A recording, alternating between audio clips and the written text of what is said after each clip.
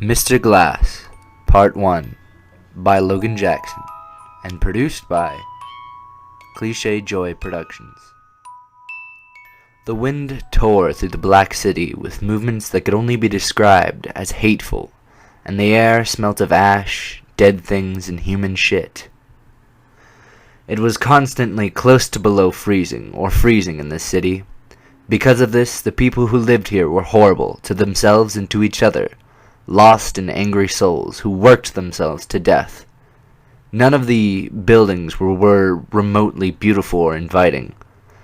The massive black obsidian glass structures seemed untouched by the filth of the streets, and were forever piercing the smog-filled sky with sickly twisted spires. Because of the plagues of the city and more, Nathan Glass had to leave. A wave of nausea hit him as one particular gust of trash blew past him, smelling of death. Nathan had just built up enough will to leave only a few weeks ago, when he realized he didn't remember exactly how old he was. He figured he was 23, but what did he know? Time flowed unnaturally in this place. Anger boiled inside of him one moment and sizzled away in another. The pallid street lamp above him flickered. The dusty smog-filled air constantly lingered outside, and coated the lungs of the city's dying citizens, and darkened the days permanently. This is also why the street lamps stayed on all day. Nathan choked on his own bile as 3 people walked by, smelling of booze, rotten eggs, and 3-day-old dead hooker.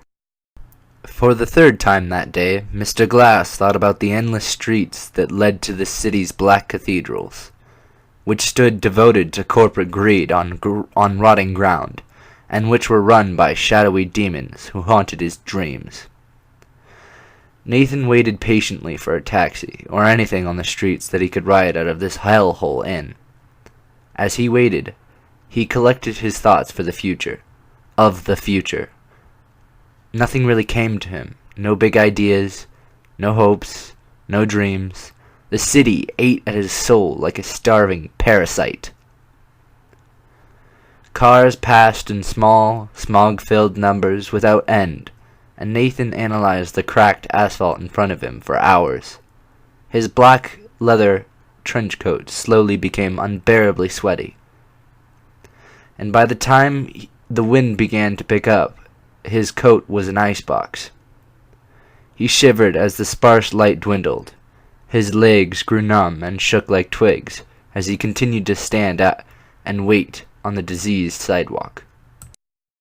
By the time night swallowed Nathan, his legs were screaming from the strain of existence.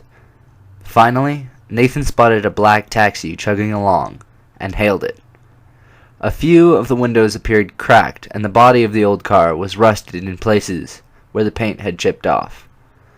The white taxi sign on top appeared to be caved in, and therefore unlit. Screams echoed among the buildings. A lone woman in danger?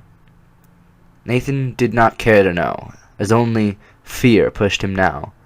He struggled with the door for a few seconds, and then jumped into the back of the car, onto the ripped leather seats. Finally, "I'm leaving," he muttered as he slammed the door and the car began to go. The back seat lacked seat belts. Nathan told the driver, "Anywhere. Take me anywhere else."